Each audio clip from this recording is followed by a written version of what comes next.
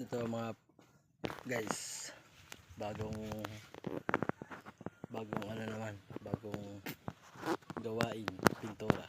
Yan, pininturahan ko gawa ng bulok na yung ibang parte, kinakalawang na. Yan, linisan ko. Yan, linisan ko pati mga yan, cambio. Yan, yan, maganda yan mamaya. Yan guys, kaya sulit.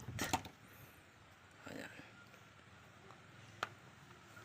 mamaya yan, mamaya buo na yan mga parte.